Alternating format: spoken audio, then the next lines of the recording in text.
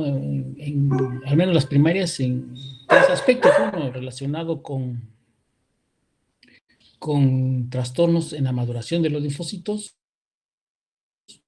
otro con relación a la activación y la función de los mismos linfocitos, y este último grupo que correspondería a aquellas enfermedades que tienen un proceso de inmunodeficiencia, pero son sistémicas, tienen otros síntomas y signos, y entre ellos está la inmunodeficiencia. ¿Vale? Bueno, entonces, este síndrome, uno de ellos es el síndrome de Wiskott-Aldrich. Se sabe que está ligado con el cromosoma X, condiciona en estos pacientitos una disminución de las plaquetas, una trombocitopenia, un pequeño rash, sarpullido, un rash de lesiones hiperémicas nodulares en el cuerpo, que conocemos como un eczema.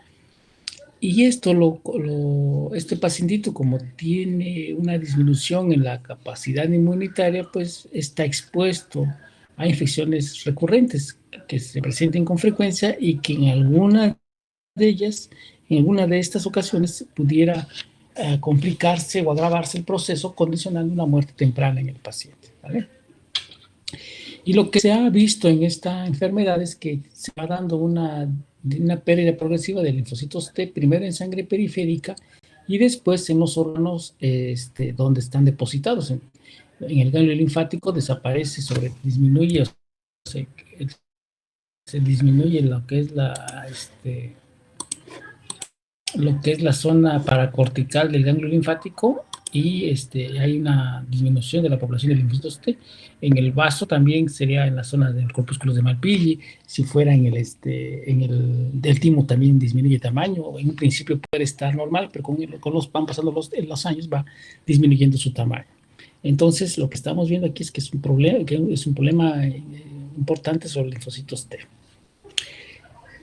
¿Qué encontramos en el paciente? Bueno, se percata uno que no producen anticuerpos, sobre todo contra los antígenos que son azúcares polisacáridos, y que cuando entra en contacto con algún antígeno que es proteico, su respuesta es mala. Esto está relacionado, si recuerdan ustedes, cuando hablamos de la inmunidad, del proceso inmunitario normal, hablamos de la activación de los linfocitos B, que cuando entran en contacto con un antígeno podría ser dependiente de los linfocitos, dependiente de linfocitos T, o un proceso independiente de los linfocitos T. Entonces, como aquí está alterado los linfocitos T, pues de alguna manera incide en la identificación de estos anticuerpos. Las inmunoglobulina M, sobre todo, se encuentran en bajas cantidades. La inmunoglobulina G es normal, pero lo que corresponde a las inmunoglobulinas A y E, estas se encuentran generalmente elevadas. Pues al ser una enfermedad con una inmunodeficiencia y que las infecciones recurrentes se van a dar principalmente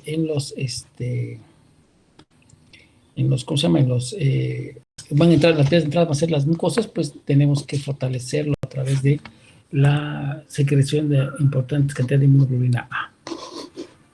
Este síndrome de Wiskott-Aldrich, el paciente está expuesto a sufrir linfomas con los años, o sea, que se modifiquen o que se alteren los linfocitos B, condicionando la presencia de estas neoplasias, ¿no?, de linfomas de origen B. La mutación se ha determinado en el cromosoma X, en el brazo corto, en la región 1, banda 1, subbanda 23. La proteína la llamamos WAPS, y la localización es el cromosoma X. ¿Y qué es lo que pasa con esta proteína? Pues el hecho de que sea una proteína anormal evita, más bien es una proteína como pegamento que une a los receptores de la superficie de la membrana celular con el citoesqueleto de la célula. Y al ser esta proteína anormal, no cumple esa función. Entonces, fácilmente se pierden los receptores de la superficie de las células y no hay forma de permitir un reconocimiento de antígenos o un reconocimiento de los componentes antigénicos. Es por eso que estos pacientes sufren de inmunodeficiencia. Y pues también altera, porque al no tener estos receptores, pues no puede realizarse actividades como la migración celular, o sea, para ir hacia la zona donde está el proceso infeccioso, o no puedo yo traducir las señales, aunque tengo la bacteria ahí, simplemente el receptor lo pierdo, se desprende de la célula y no se puede hacer nada. Entonces, es por eso que esta proteína altera el sistema inmunitario. El único tratamiento es a través de un trasplante de células madre hematopoyéticas. ¿Sale? Bien, el otro proceso, otra enfermedad que es de tipo sistémico es la enfermedad ataxia telangiectasia. Aquí, en esto encontramos que las personas tienen una marcha irregular o anormal, se llama ataxia, se acompaña de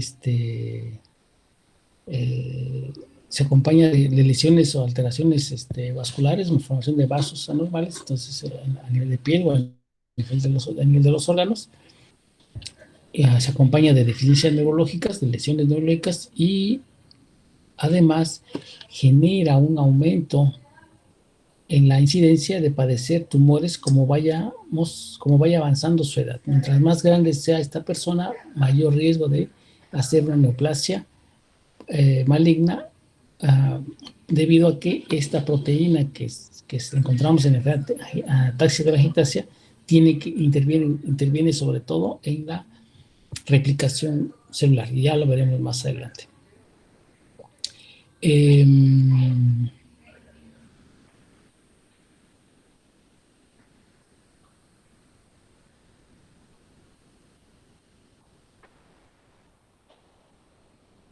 Bien, entonces, como esta proteína que está fallando en la ataxia telangiectasia se encarga de valorar que el ADN sea copiado adecuadamente, y si esta proteína es anormal o no funcional, pues quiere decir que cuando entre la célula en división celular, cualquiera de ellas, ya sean, en este caso pueden ser los linfocitos, pero pueden ser las de la piel, las del hígado, las del páncreas, la de donde ustedes gusten, y se copie de forma inadecuada el material genético, pues simplemente la proteína no la repara, es la proteína de ataxia telangiectasia, no aparecerá, no reparará el proceso y la mutación se enviará a la siguiente generación.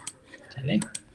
Bien, entonces si eso sucede, pues a lo mejor las primeras inmunoglobulinas que se producen cuando nace el niño son normales, pero con el tiempo, cuando van diferenciándose los linfocitos y si se va alterando el ADN, simplemente esta inmunoglobulina A y la inmunoglobulina G pues terminan cambiando sus formas, sus isotipos. Entonces, a lo mejor pues con una inmunoglobulina A, pero ya no con las características iniciales y se vuelve inactiva o funciona de forma parcial. Encontramos también una hipoplasia del timo. Aquí su compañero nos envía una imagen de cómo se ve el timo normal y cómo se ve un timo hipoplásico. ¿Sale? Entonces, estos pacientitos, en general, entonces, ¿qué sucede con esta proteína? Pues esta se llama proteína ATM o mutada de ataxia telangiectasia, se encuentra en el cromosoma X y lo que ayuda es a generar un segundo mensajero como es el fosfatidilinositol 3 y además es un detector del daño del ADN. El fosfatidilinositol 3 sirve para como un segundo mensajero. Cuando un receptor es estimulado, este receptor genera un segundo mensajero que puede ser el fosfatidilinositol y viaja al núcleo para llevar la información. Bueno, si no funciona y además es una proteína que se supone que su función es detectar el daño nuclear y no lo puede detectar, pues todas las rupturas que se den en el ADN o todas las mutaciones simplemente pasarán sin detener el proceso de división celular. ¿Por qué? Se supone que si había una mutación, debería activar la proteína P53 para que ésta iniciara un proceso de detención del ciclo celular si es que ya no se podía reparar el ADN e iniciar una apoptosis, o viceversa, si este defecto podía repararse y continuar con el ciclo celular. Entonces, como no la activa, porque es una proteína defectuosa, entonces, independientemente de cómo se copie el ADN, pasa a la siguiente generación. Entonces, imagínense cuántas mutaciones acumuladas va a tener a través de los años, que por eso estos pacientes están expuestos a tener diferentes tipos de cáncer en la edad avanzada. ¿Sale? Ahora, esta proteína TM puede suceder que una de dos, o sea, que no detecte el daño, puede ser que tampoco favorezca para la reparación del mismo. Y si este ADN está anormal, pues los receptores que se produzcan también van a ser anormales. Y esta anormalidad va a generar isotipos de anticuerpos también debido a la recombinación y que no necesariamente tienen que ser funcionales. ¿Sale? Bien, entonces, con esto habríamos visto los dos procesos relacionados con inmunodeficiencias primarias sistémicas.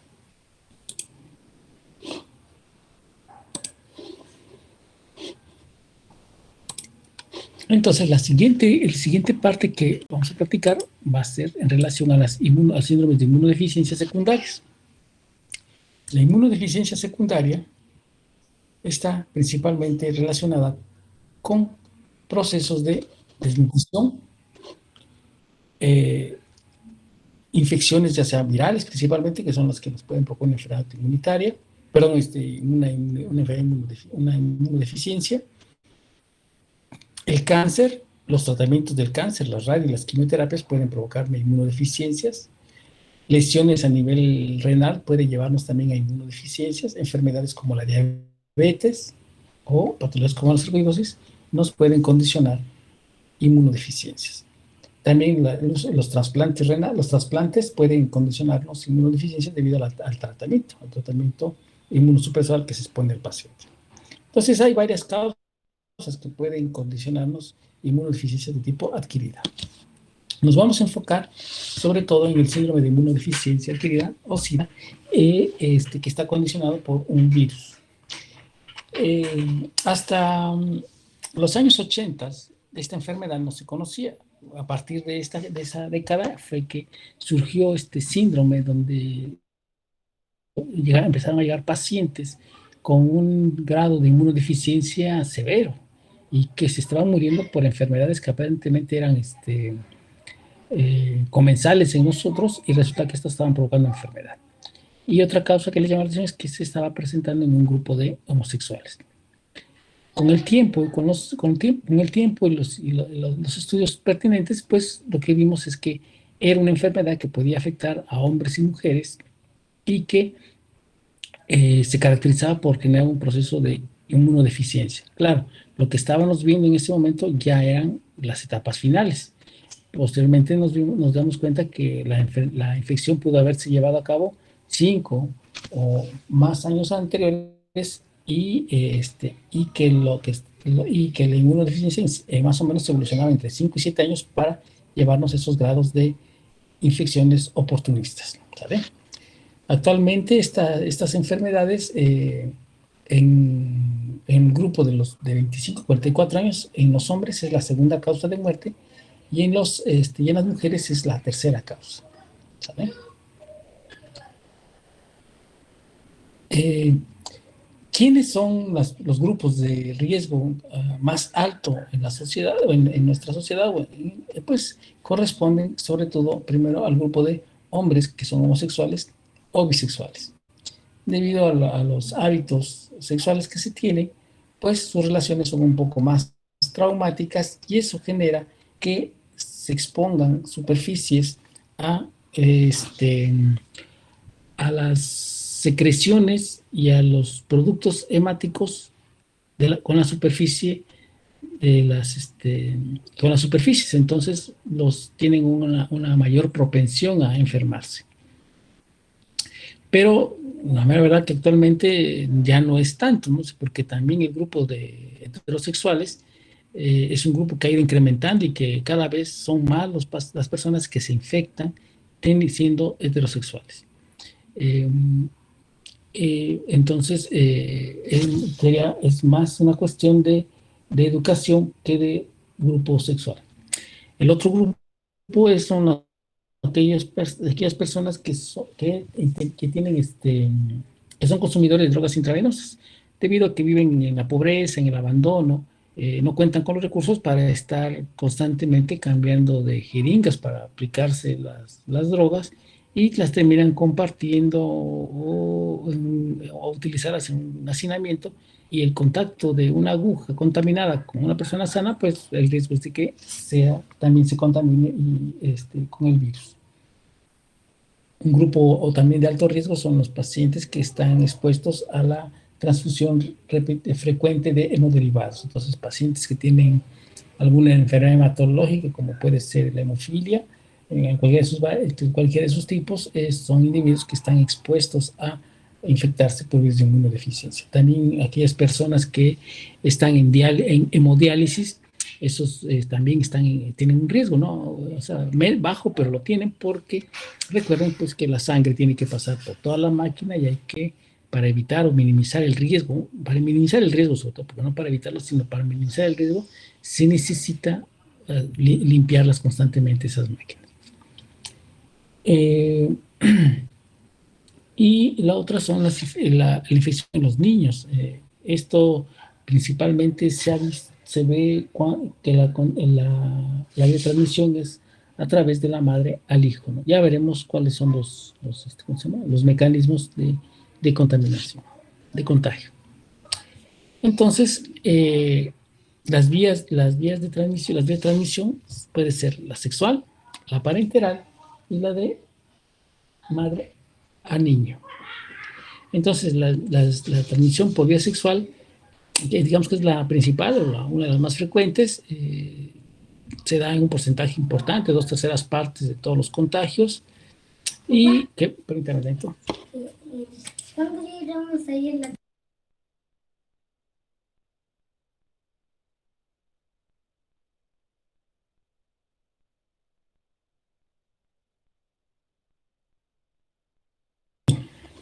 Bien, entonces, luego son 2/3 de los contagios. Esto es porque entramos en contacto con secreciones vaginales, líquido seminal, y si en un momento determinado hubiera escoriaciones o lesiones en la área genital o el contacto con fluidos hematológicos, pues también tendríamos un riesgo, ¿no? O sea, podríamos infectarnos con facilidad.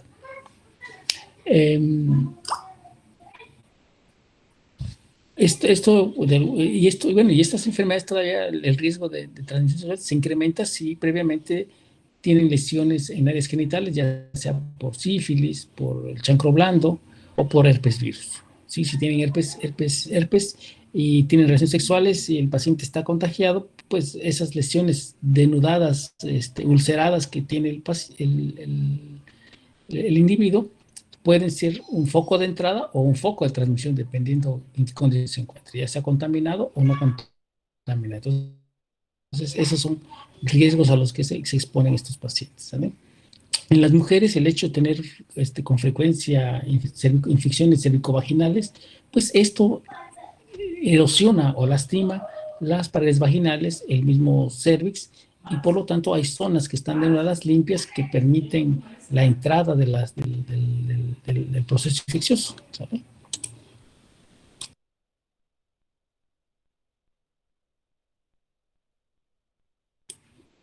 Entonces, eso sí es muy importante. El hecho de tener infecciones recurrentes en el área genital incrementa el riesgo de ser infectado por virus de inmunodeficiencia, siempre y cuando se tenga con alguien que esté infectado, ¿no? Bien. Antes de esto, la infección parenteral, vamos a la vía de infección por vía parenteral. Aquí lo que vemos es que el uso de jeringas contaminadas, de agujas, pues podemos transmitir la enfermedad a otra persona. Antes de los 80, antes de que existiera el virus de inmunodeficiencia, todos los utensilios médicos, la mayoría se reutilizaban, se reciclaban nada más, se desinfectaban, ya sea por esterilización o colocarlas en soluciones antisépticas un determinado tiempo, unas horas, y se volvían a utilizar. Entonces, era frecuente que las jeringas, las agujas, las hojas de bisturí se volvieran a utilizar. Entonces, cuando surgió esta enfermedad y con el riesgo de la contaminación por virus de inmunodeficiencia, cambiaron completamente las reglas. Se hizo una normatividad para el desecho de residuos peligrosos, se cambió todo ahora que había que utilizar guantes para la exploración, para la toma de muestras de sangre o el contacto con fluidos, porque surgía esta enfermedad, ¿no? Entonces, cambió bastante la área médica y sus procedimientos una vez que se presentó esta enfermedad. Eh,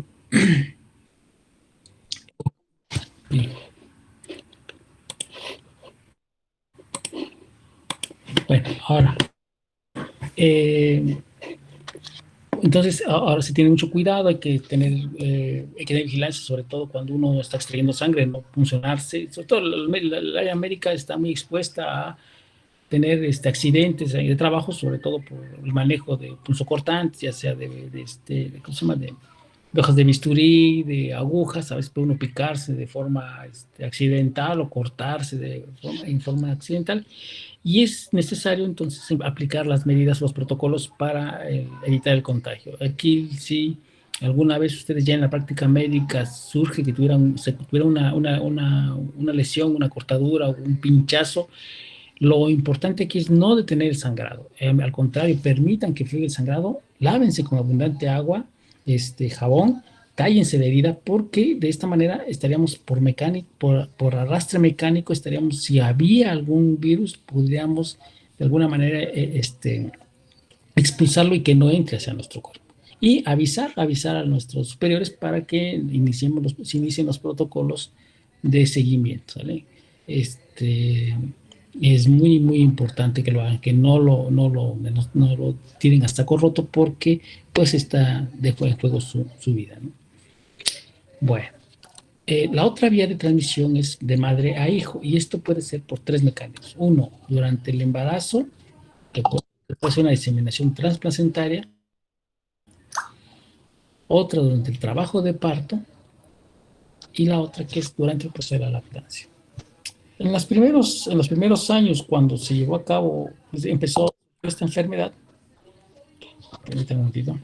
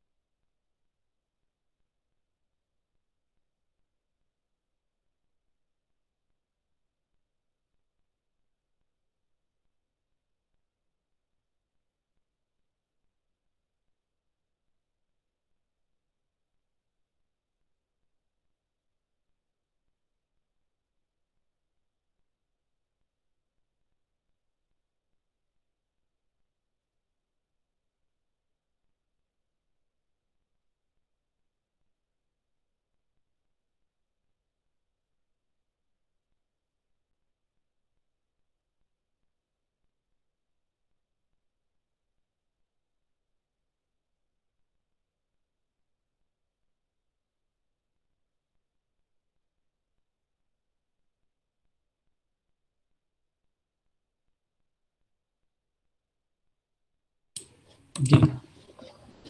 Entonces, cuando los primeros años en que se estaba viendo esta enfermedad y que se estaba conociendo, pues nacieron varios niños contaminados, ¿no? Posteriormente, las investigaciones nos mostraron que es importante llevar un control prenatal, es importante evitar el parto, y que estos niños tienen que nacer por cesárea y debe evitarse la lactancia materna. Con estas medidas se logró disminuir el contagio de niños por parte de la madre.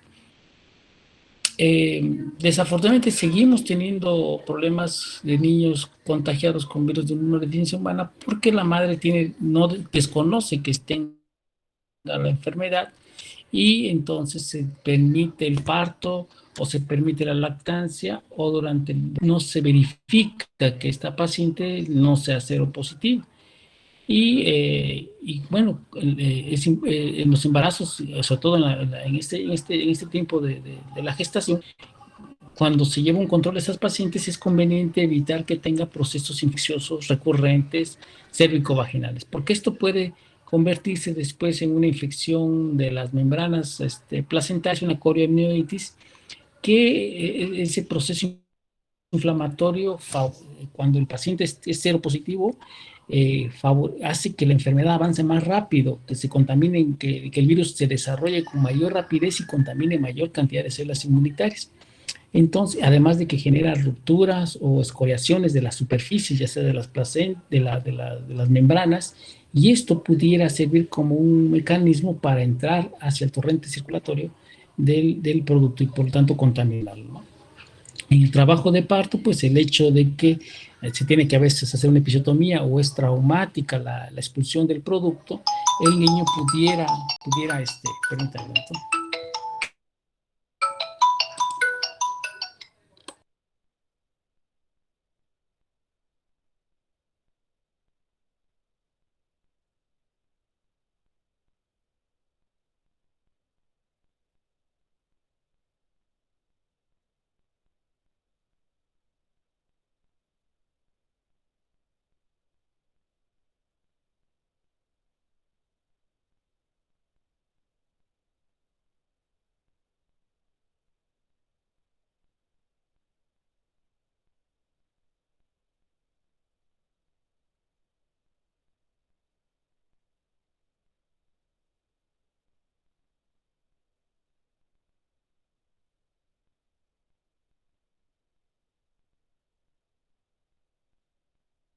Bueno, les comentaba entonces, por ejemplo, en el trabajo de parto, pues a veces hace un epicio para ampliar el canal vaginal o es traumático, generamos escoriaciones en la vagina, en el cervix, hay sangrados y ese sangrado en un momento podría deglutirlo el bebé, podría tragarlo y generar una infección. O que el niño también sufriera algún traumatismo en su piel y esto contagiara con la sangre de la mama o durante el corte o donde cortáramos el cordón umbilical que hubiera una comunicación sangre materno-fetal por medio del cordón umbilical. Entonces, por eso se evita el parto y estos pacientes tienen que nacer por cesárea. Y bueno, y en definitiva, esta mujer no puede darle seno materno al niño porque recordemos que sobre todo las primeras secreción láctea que tienen las madres una vez que nace el producto es lo que llamamos calostro y es un líquido compuesto por una gran cantidad de inmunoglobulinas, de proteínas, de anticuerpos, de macrófagos, linfocitos, que van a servir para instalar una respuesta inmunitaria en el producto. Entonces, si permitimos que sea amamantado, pues todos estos linfocitos infectados van a pasar a su torrente, a su tubo digestivo y serán absorbidos y entonces el niño será contaminado. Entonces se evitan todos estos aspectos para que el niño lo evitemos. Entonces, digo, se ha logrado, pero desafortunadamente, bueno, una parte de que los niños sigan naciendo infectados por virus de inmunodeficiencia, por el virus de la inmunodeficiencia, es que la mamá tiene un desconocimiento del mismo, ¿sí? Que ella es seropositiva, ¿no? Entonces hay que ser muy conscientes de que si ustedes llevan controles prenatales, esas madres tienen que hacerse la prueba de VIH. Bueno, en cuestión de bueno, antes de entrar a la etiología patogenial, se me ha olvidado, la, el, la transmisión del virus de la inmunodeficiencia humana, sobre todo en relaciones sexuales, entre hombres, es muy alta. O sea, es muy alta el contagio del virus de la inmunodeficiencia. Si el hombre está infectado y y la mujer no, también es alta la probabilidad de que el hombre pueda transmitir la enfermedad, a la esposa o a la mujer o a la pareja. En cambio, si la mujer es seropositiva, es un poquito menos frecuente que la mujer seropositiva contagie al hombre, ¿sale? Entonces eso es importante que lo recuerden.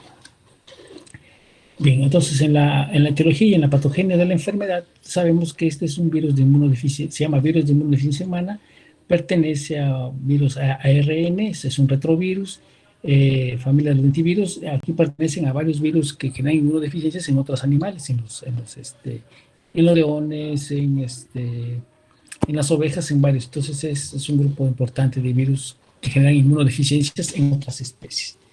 Existen dos tipos que infectan, que generan el virus de la inmunodeficiencia en el humano, que es el VIH1 y el VIH2. El VIH1 es más frecuente en Estados Unidos y Europa y África Central, y el VIH2 es más frecuente en África Occidental. genéticamente son diferentes, pero comparten ciertas similitudes, sobre todo las proteínas que son las que generan los mecanismos de infección hacia las células inmunitarias. O sea, la glicoproteína 20, la 120, la proteína 140, la proteína 41, las preservan, las conservan con algunas variantes, pero sigue siendo el mismo y por lo tanto el mecanismo es muy similar es similar para el contagio. Entonces, ¿cómo está formado el virus? Pues tiene una cápsula externa que está formada por la proteína 24, que es la que utilizamos para el diagnóstico del virus de inmunodeficiencia, para determinarlo. Tiene otras proteínas como una capa interna que está formada por la proteína P7 y P9, que forman nucleocápside, y adentro de esa nucleocápside entonces ya tenemos las enzimas, que son la proteasa, la transcriptasa inversa y la integrasa, y además el ARN genómico que se encuentra en el interior, ¿sale? Las proteínas que se encuentran en la cápsula son la proteína 120 y la glucoproteína 41, que servirán para la infección de las células inmunitarias por el VIH. Bien.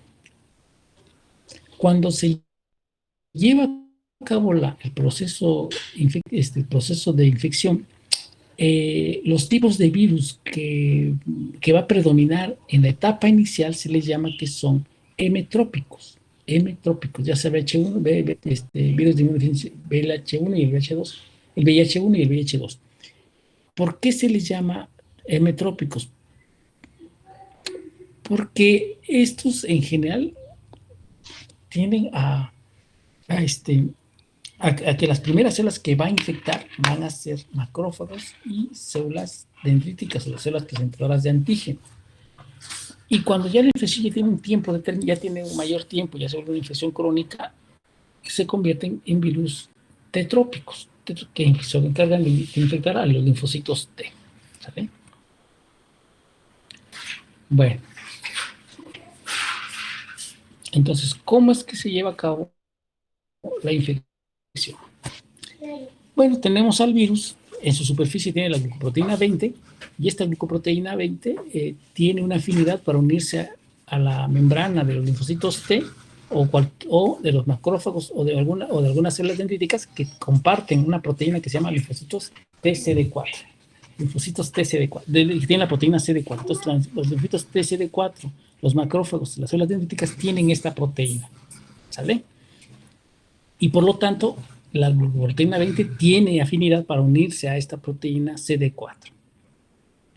Lo hace, pero con esta unión no basta para que el virus pueda entrar al citoplasma de la célula. Entonces requiere que la apoye la glucoproteína 41, generen un complejo junto con el linfocito CD4, estimulando a este receptor y generando que se activen unos receptores que se encuentran en la superficie de estas células, que son los receptores de citocinas CR5 y receptores de citocinas 4. Ya con esos receptores ya expresados, entonces se genera el complejo. CD4, receptores 5 y 4 para citocinas, junto con la glucoproteína 41 y 120 del virus, generan una unión estrecha, y entonces es cuando el virus puede introducir el complejo de ARN al citoplasma de la célula infectada. Bien. Esto que sucede, ya cuando logró eso, van a suceder varias cosas dentro de la célula. Vamos a comentarlo. Por ejemplo, si yo tengo un linfocito CD4 y este linfocito TCD4, este linfocito TCD4 positivo no activado, vamos a considerar que es un linfocito virgen, y llegara en un momento determinado el virus y genera el complejo de unión, y este complejo de unión permitiera la entrada de la molécula de ARN,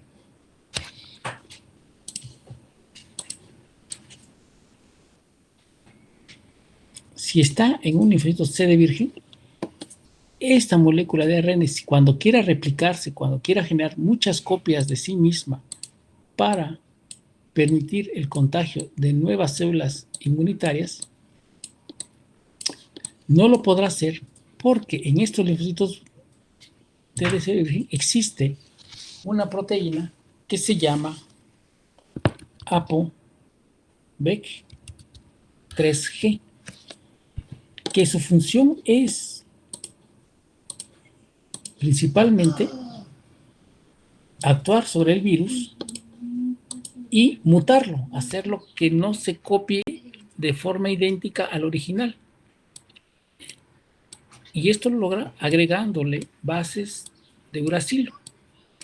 Le mete muchos uracilos a la molécula del virión, al ADN del viral, por lo tanto lo modifica genéticamente y lo vuelve inactivo, por lo tanto ya no funciona. ¿Sale? Esto sucede en los linfocitos vírgenes y pero si al contrario estamos en un linfocito T CD4 positivo que ya está activado, este linfocito T CD4 activado va a entrar en un ciclo de actividad metabólica y sobre todo en una situación de replicación celular, porque recuerden que cuando el linfocito CD4 se activa puede formar las familias TH1, TH17 y TH2. Entonces, si llega el virus y se inserta y libera al virión, y en ese momento el linfocito está en plena actividad mitótica, pues este virus se replicará de forma importante, abundante, y no podrá el linfocito T neutralizarlo como lo hizo con la ApoG. Aunque esta proteína ApoG existe también en el linfocito T activado, desafortunadamente esta ApoBec tiene en ese momento, se encuentra inactivada por la misma célula, inactivada por el mismo linfocito, inactiva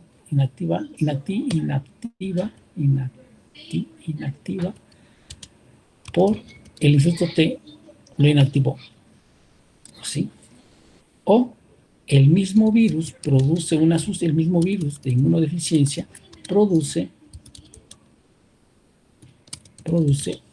una enzima. Checa a ver quién es esto, César.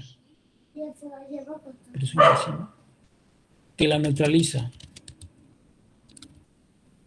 Entonces, si neutraliza esta enzima, simplemente permite la replicación del virus. Permítame, jóvenes, permítame.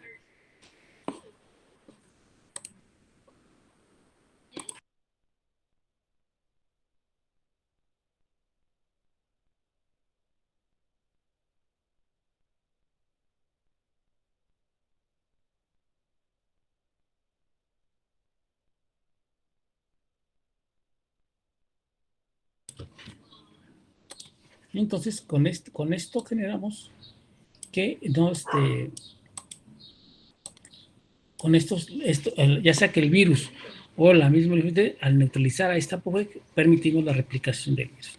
Por lo tanto, cuando se llena el linfocito TCD4 de todos esos virus, se rompe y escapan todos los viriones, cada uno va a buscar a otra célula para infectarla. ¿Sí? Va a buscar una célula para infectarla. Bien. ¿Sale? Bien. ¿Hasta aquí alguna pregunta? Doctor, ¿Nadie? entonces ¿Sí se entendió? Sí, te quiere escucho. decir que se trata como de suerte si es que llega a un linfocito inactivado. Pues no es suerte, porque fíjate, pues al final de cuentas no es un solo virus que va a afectar a una sola célula. Si en un momento determinado entramos en contacto con un individuo que es seropositivo y nos pasa el virus, no nos va a pasar un solo virus, nos va a pasar 100, 200 o 300 virus, entonces va a infectar tanto a linfocitos TCD virgen como a linfocitos TCD activados. Entonces ya lo tenemos, desafortunadamente ya tenemos el virus ya está aquí. Claro, en los vírgenes la ventaja que tenemos es que lo podemos neutralizar, pero en un linfocito esté activado no lo vamos a poder neutralizar. Entonces, estos linfocitos son los que van a servir primeramente para diseminar la enfermedad. Mañana quería yo, bueno, no, perdón, el lunes quería yo platicarles ya, por ejemplo, cuando la infección se da en el macrófago. Allí, el macrófago, en el macrófago puede vivir de forma latente el virus, por años, o sea, quizás ni siquiera se replica, sino que dura años guardado guardado años en el macrófago, y un día de esos decide activarse y empieza su replicación y nos vuelve a contagiar. Entonces, por eso es muy complicado que esta enfermedad la podamos quitar a base nada más del tratamiento, pues a veces antiviral que se da, lo que busca uno de destruir todos los virus que se forman, destruirlos para que no infecten a las células inmunitarias. Pero si quedan estos virus dentro de las células, ya estos no los podemos tocar y tampoco podemos matar a estos linfocitos T que están infectados, y es por eso que nos quedamos con una enfermedad crónica y progresiva también. Pero eso de los macrófagos se los voy a platicar el día de lunes, por favor. Pero hasta aquí, ¿tienen alguna pregunta? No, doctor, todo bien. No, No, bueno, doctor. entonces lo dejamos aquí, ya platicamos el día lunes, ¿sale?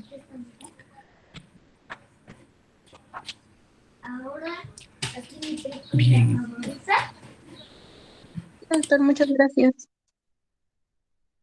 A ustedes que tengan tarde.